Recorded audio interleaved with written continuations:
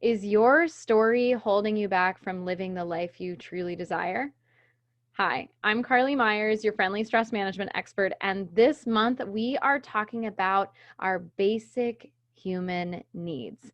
Now, this episode, I brought on an incredible guest, Ali Rose, to talk about one of the fundamental basic human needs, and that is self-esteem. Now, there is a lot of nuance in this specific category. We both know that. I think you, as our listeners, know that. But we're going to really create a foundation today. How do we create self-esteem? Now, my guest, Ali Rose, is the founder and owner of Your Story Matters, a collective of writers, coaches, therapists, and healers. And they create healing containers where you can interrupt and shift the story that's no longer serving you, right? That story that can be detrimental to your self-esteem, so that you can shed the layers of who the world told you you should be, and you can find your way back home to yourself. Ali's also the author of The Divine Pause, a collection of over 100 affirmations and reflections that invite you to reflect, recenter. Oh, I love that word, recenter, and reconnect with your inner wisdom in a noisy world. Now, I have to just put a little one in here, which is the title of your book, Ali, because The Divine Pause, like, it is such a powerful title. And I haven't shared with the world, but my theme for 2020 and even into 2021 has been connect and share divine wisdom. So the fact that your book is called that, I was like, we're in the right place right now, 100%. So welcome to the show. I'm really excited to have you here. Thanks so much for having me. I'm excited to be here. Absolutely. So, for those of us who don't know you, how did you end up here? How did you end up as the owner of Your Story Matters? Yeah, so essentially, I've been in the mental health space for like pretty much my whole life. It feels like I sometimes joke that I was born a therapist because I'm super curious about humans. But more specifically, I have a private practice, so I do mental health therapy, and I'm also a mental health coach. And so I work on both sides of the coin, helping people kind of, like you said, shift and look at those stories that might be holding them back from living the lives that they want to live. I love that. So let's dig in. What do you really recommend when we're looking at, how we break free from these stories that no longer serve us? And these are the stories when we reconnect back to this, basic human need of self-esteem. What do you recommend that we do? Well, first, I just feel like we have to recognize that the stories that we create, right, are all about, oftentimes, they're these ingrained patterns and belief systems that were formed in our childhood.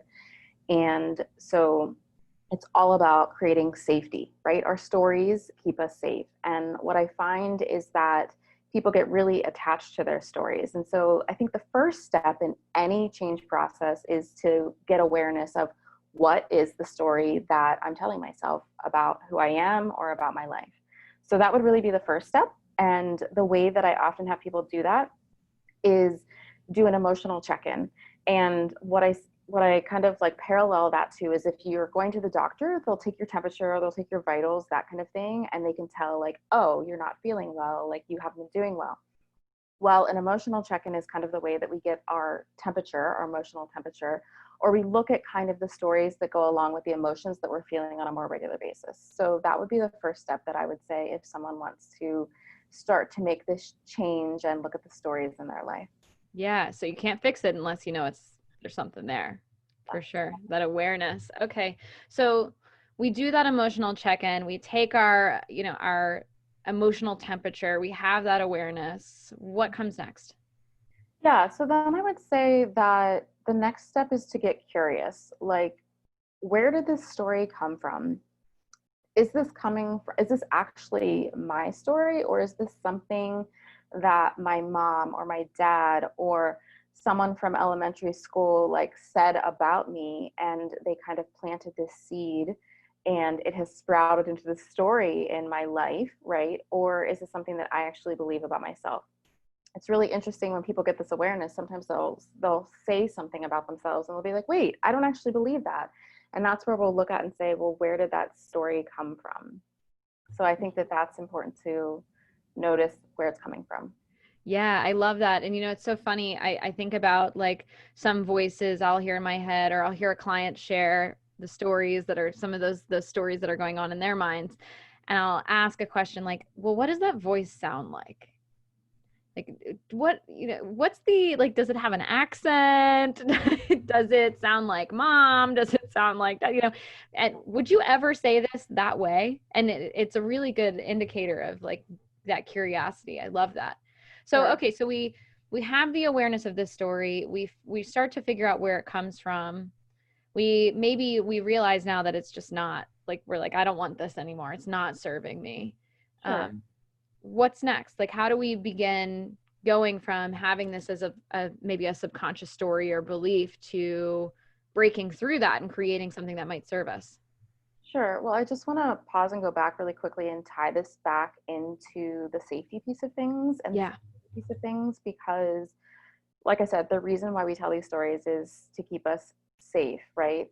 And so I always say to someone, right, when they come to me and they have this like pattern or the story that continues to play out in their life, is I'm saying, what are you getting from this?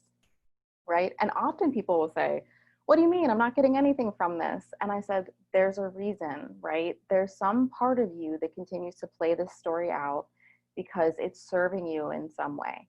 And so if we can really look at what are we getting from the stories that we're creating, then we can start to, which goes into what you asked, is we can start to question it, right? And I like to call that, putting our thoughts on trial, right? And really breaking it down. And I can go into more depth into what that looks like if you want. Yeah, I would really love that. And before you do, I want to just dig in here for a second because I literally just had this conversation with someone this morning. They were saying, I don't want to be a pessimist. I want to be an optimist. I don't want to assume everything, shit's going to hit the fan. I don't want to, keep my expectations low. I want to be able to look at people and trust them. And when we looked back, it was, well, yeah, but you can't necessarily beat yourself up about it because you were in an environment that was toxic or abusive. And that was how you protected. You had to expect the worst. It was something there that was meant to serve you. And that was the conversation I was having. But it was, now we're not in that toxic situation anymore. Now we are safe. And so we have the opportunity to say, okay, it's not serving me anymore. It's not working. So I love that you brought that forward because I think that's really, really important. But yeah, let's talk about putting our thoughts on trial. What does that mean? Sure. So essentially, I usually do this in a couple different parts. I mentioned the emotional check-in at the start, and that's like the first part of it. The second part then is to graduate from that and you pair a thought with the emotion. And then from there, you look at the thought and you start to ask questions about it. You start to ask questions like, is this thought true? Is this thought helpful, right? Does this thought actually help me live out like the best version of myself? Or is there an alternative way that I could look at this situation?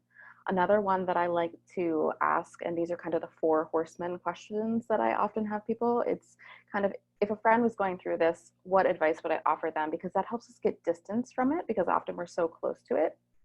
And if we then realize like what we would say to a friend, which is often very compassionate and kind and loving, right, and supportive, then I often ask, can you offer that to yourself as well? Yeah, I love that. And I love that you brought forward the four horsemen.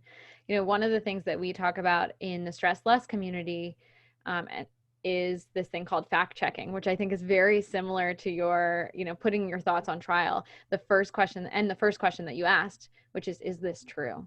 And when we're talking about fact checking, we're really talking about, we're asking that question, is this story true? Is this thought true?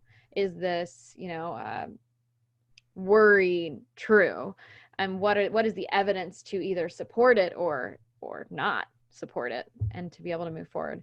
I love this is a great foundational training. So you know for those of you who are listening at home, we want to know what's one small step that you're receiving from today's episode. One small step that that it's time to take to be able to break free from these old stories and step into some stories that serve you, right? And I do want to ask Allie, where can we find you if we want to dig in a little bit deeper? So you can go to my website, which is yourstorymatters.love. And I'm actually created a special link just for the Stress Less community, and I believe that'll be linked in the show notes Yeah. or somewhere. And I will, I'll have a bunch of different resources that I reference throughout this episode. I also spend most of my time on Facebook. My Facebook page is Your Story Matters, or if you want to connect with me personally, it's just Allie Carter Rose. Beautiful. So make sure definitely to check out those free resources on our special link in the show notes. So make sure you scroll down, check out the show notes. Now, this concludes this week's episode of the Stress Less Show. I want to give one last big shout out to Allie. Thank you so, so much for coming on the show. Thank you so much for having me. Absolutely. Absolutely. So, if you enjoyed this week's episode, let us know by giving us a big old thumbs up and hitting that follow or subscribe button. Thanks for listening. Share if it resonated, and we will see you next week. Bye.